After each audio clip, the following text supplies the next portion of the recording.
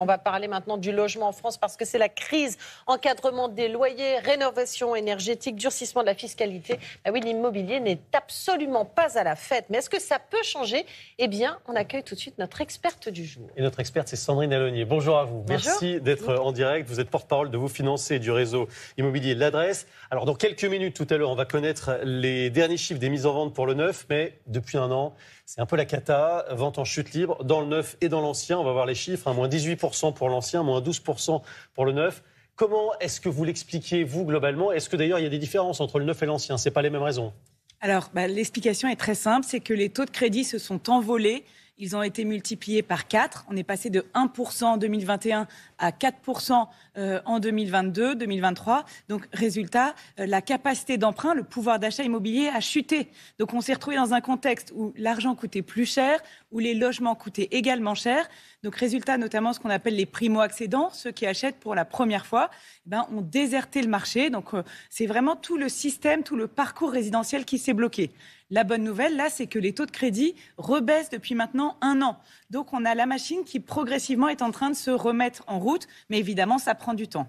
Alors, justement, Michel Bernier vient d'annoncer une hausse des frais de notaire. Ça peut ajouter à la crise, justement, en dépit de cette baisse des taux d'intérêt? Alors oui, c'est vrai que là, ce qui s'est passé, la bonne nouvelle, c'est que depuis un an, on a les acheteurs qui reviennent parce que l'immobilier, c'est une valeur refuge. On a envie d'être propriétaire. C'est vraiment, les Français ont ça dans le sang. Donc les acheteurs reviennent progressivement. Les prix ont commencé à baisser. Ça, c'est une bonne nouvelle. On a des villes dans lesquelles les prix ont baissé de 12%. Ça, c'est par exemple Le Mans. Grenoble, on est à 8%. Lyon, 6%. Même Paris, ça baisse. Donc les acheteurs reviennent progressivement. Et c'est vrai que cette hausse des frais de notaire qui est annoncée pour l'été prochain, ça pourrait venir enrayer un petit peu cette demande qui redémarre. Donc oui, c'est vraiment pas un bon signal. On a l'impression qu'il y a des signaux un peu contradictoires du gouvernement. Il y a cette hausse des frais notaires, mais il y a à l'inverse l'élargissement du prêt à taux zéro, aussi l'extension des terrains constructibles. Est-ce que ces mesures-là, elles sont de nature à doper un peu le marché? Alors, c'est vrai que c'est à ne plus rien y comprendre parce que c'est vrai qu'on dit que le marché repart, mais les professionnels de l'immobilier en ce moment, au moment où le budget se discute, essayent d'avoir des soutiens parce qu'il faut soutenir ce marché qui est quand même essentiel pour l'économie française. Le bâtiment, c'est énormément d'emplois. Il faut que les gens puissent se loger. Donc, les professionnels veulent du soutien. En même temps, le marché repart, mais le gouvernement a besoin de trouver de l'argent. Donc, c'est un peu cette équation qu'il faut résoudre et en ce moment, c'est vraiment pas évident. Alors, quand même, les bonnes nouvelles, c'est qu'avec ces taux de crédit qui baissent, et ça va se poursuivre, aujourd'hui, on peut emprunter, un couple qui gagne 4 000 euros par mois, il peut emprunter 17 000 euros de plus que l'année dernière à la même période. Donc, à Saint-Étienne, par exemple, c'est 10 mètres carrés. C'est quoi un bon taux aujourd'hui, si on va négocier? Un bon taux, c'est moins de 3,5% sur 20 ou 25 ans, alors qu'on était monté à plus de 4.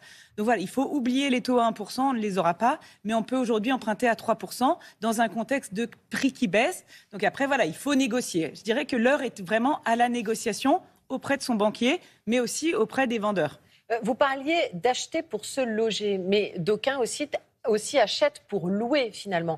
Est-ce que ça, c'est toujours dans la mouvance ou est-ce qu'il y en a de moins en moins d'achats? C'est essentiel, évidemment, puisqu'on parlait des propriétaires. Il y a 55% de propriétaires en France. Ça veut dire que 45% des gens louent leur logement. Et pour pouvoir louer, il faut que des gens aient acheté et mettent leur logement en location. Et le problème, c'est que ça aussi, ça s'est considérablement grippé. C'est-à-dire qu'il y avait plus d'investisseurs quand les taux étaient à 4%. Donc du coup, le marché locatif, lui aussi, est extrêmement tendu. Je dirais même qu'il est plus difficile de louer que d'acheter en ce moment. Et c'est vrai que les investisseurs, aujourd'hui, sont découragés parce que l'immobilier est énormément taxé. Taxe foncière, eux payent encore la taxe d'habitation. On a également toutes les obligations de rénovation énergétique. Donc il faut aussi faire revenir ces investisseurs, les inciter à acheter pour ensuite mettre leur logement en location. C'est vrai qu'il y a un problème de rentabilité pour l'investissement locatif, surtout qu'on n'est pas sûr d'être payé. Il y a plein de problèmes avec les locataires. Il y a aussi la loi sur l'encadrement des loyers. Est-ce que tout ça, ce sont des incitations négatives pour les investisseurs? Oui, tout à fait. On a fait une étude avec l'adresse et le point bloquant numéro 1, c'est les prix de l'immobilier qui restent élevés, parce qu'évidemment, on ne peut pas faire décoller des loyers sans fin. Donc, c'est vrai que les prix élevés, ça fait baisser la rentabilité des investissements locatifs. Mais il y a surtout cette crainte des impayés de loyers, des squats. Donc, aujourd'hui, les Français demandent à être mieux protégés pour avoir tout simplement confiance et louer plus facilement leur logement. Il y a quand même 3 millions de logements vacants en France. Ça n'a pas de sens. Alors que vous savez le parcours du combattant que c'est pour trouver un logement à louer. Donc on peut le dire, là est terminé là-dessus. Aujourd'hui, malgré le contexte qui est incertain, c'est le moment d'acheter, c'est le moment de négocier, nous avez-vous dit. Oui, en fait, la machine est en train de se remettre en marche. Donc il faut y aller. Et du coup, les acheteurs qui n'étaient plus là reviennent, donc sont de nouveau en position de force. Il faut négocier avec sa banque pour pouvoir avoir un taux avantageux et payer moins cher son crédit. Et négocier aussi avec le vendeur. Les prix baissent, il faut en profiter. Merci beaucoup à vous, Sandrine Allognier. C'était très clair. Je rappelle que vous êtes porte-parole de Vous Financer et du réseau immobilier L'Adresse.